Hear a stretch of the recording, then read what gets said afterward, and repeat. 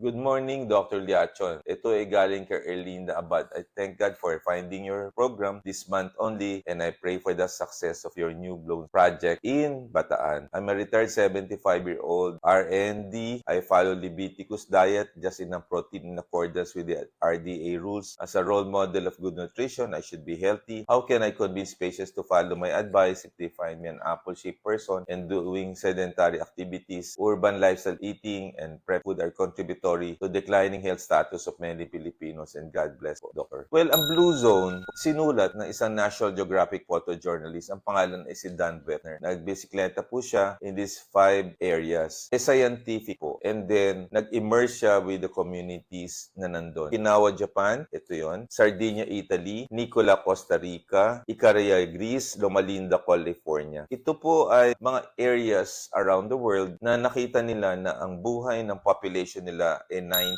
to 100 pero malalakas pa. And they were able to find out na ito yung mga common characteristics nila. One, they move naturally. Let's say, for example, sila po ay nag-garden, sila po ay nagtatrabaho, sila po ay nagsisimba pero atop a mountain yung kanilang church. May sense of purpose sila. Ang tawag sa Okinawa, Japan ay Ikigai. Sa Costa Rica naman, Plana de Vida. Meron ho silang meaning in life. Meron silang sense of purpose. Pangalawa, sila po ay regularly nag-e-exercise. Yan. Sila po ay tight-knit families like yung mga Loma Linda community. Sila po sama-sama, nagtatanim, nag-work, and faith, very important din sa kanila. Plant-based diet din sila. At sa Japan, ang isa, meron silang Hara Hachibun. Hindi sila nagpapakabusog. 80% lang pagkabusog nila. Tapos after that, tama na po kagad. Root crops like sweet potato, lalo na yung purple, so mahilig ho sila doon. Doon sa Icaria, Greece, mahilig sila mag-red wine, and then sourdough bread, and then Mediterranean diet. At wala silang stress. So these are the findings do sa Blue Zone. Ito talaga, prevention and lifestyle is very, very important po sa mga pasyente. Ang lifespan ng Pilipino ay 71, target natin 80. If we exceed that, let's go for 90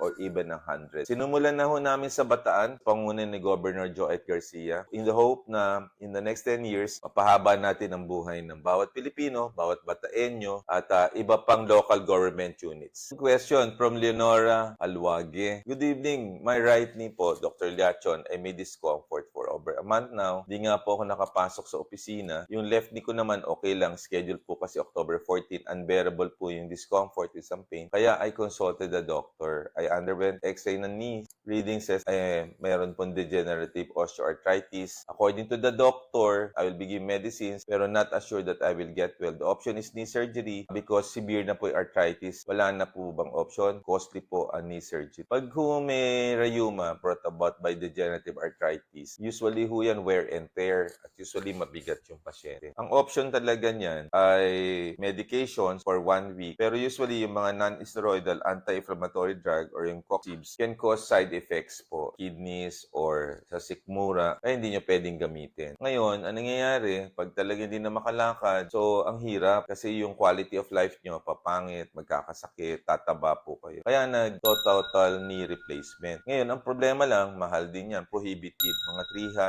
300,000 to 400,000 plus yung rehab. Pero I'll tell you, marami na po ako na pa-total knee surgery at nakabalik ko sa dati. So kung kailang pag-ipunan, pag-ipunan. Ang best niyan talaga i-prevent. Ngayon, sa mga senior citizens or kahit hindi, wag ho kayo magpataba. You should walk regularly. Napaka-importante. Wag ho kayo masyadong nagkumakain ng mga karne or mga maalat. Baka magka-gout ka. Pag nagka-gout ho kayo or arthritis for that matter, di kayo makakalakad ho. So prevention is better than cure. Ako personally, at my age, wala ako arthritis kasi I walk every day. I exercise. I have reduced my weight. Kung may pain ako, paracetamol lang. And then, may warm compress, may cold compress, nawawala din. Ang mga common sites ng arthritis sa neck, because pag nagko-computer kayo, ako may ice pack kagad ako, nilalagay ko kagad siya. Kaya kita nyo sa NBA, pagka meron hong pain, ice pack lang. About 30 minutes, wala na kagad dyan. Hello, Dr. Liachon. Nagpa-medical exam po ako.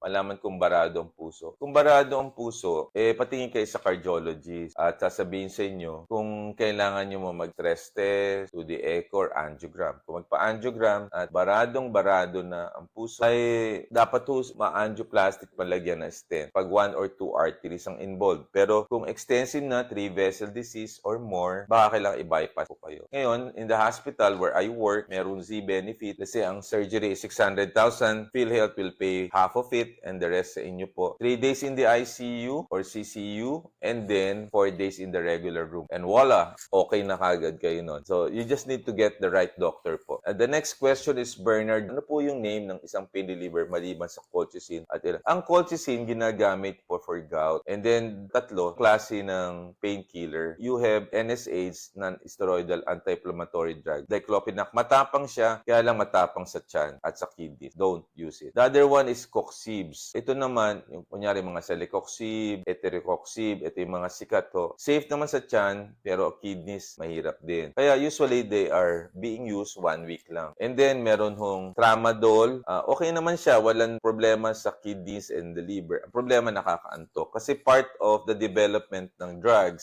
sa science, mapaantok ka dahil sa pain. Kaya kung nakatulog ka, wala kang pain. Good morning, Doc. I'm Fe from CDO, Cagayan de Oro. I'd like to share with you my attitude of disposal. Ito yata yung pagdumi niya. Ever since my disposal is not regular, I don't remove daily before. I used to take Dulcola. I still can't delay until sometimes I take Bioti. It's effective but not daily. Huwag po kayong mag-take ng kung ano-ano. Ang safest so ay gulay, high fiber diet. Yun ho. Ngayon, kung meron kayong constipation, irregular diet, check up kayo sa isang gastroenterologist. Baka kailangan mag-colonoscopy kayo. Kasi mamaya, yan ho, cancer. Ang dami ho nagkaka-cancer ngayon. Napakadali. 15 minutes lang po. Kaysa ho magkaroon kayo ng mga side effects dun sa mga iniinom yung mga supplement. Ito naman kay Arian Mendoza. Hi Doc, 68 years old ako. Hindi pa ako nagko-colonoscopy or Cologuard. May-poop test 2 years ago and everything is good. Kaya lang may intermittent fasting ako for the last 6 months. I noticed after my first meal, I have to go to the bathroom, labas agad kinain ko. Sometimes hindi ko mapigilan. Question, Doc, is it because of the intermittent or may problem ang colon ko? For a time, nag-intermittent fasting din ho ako.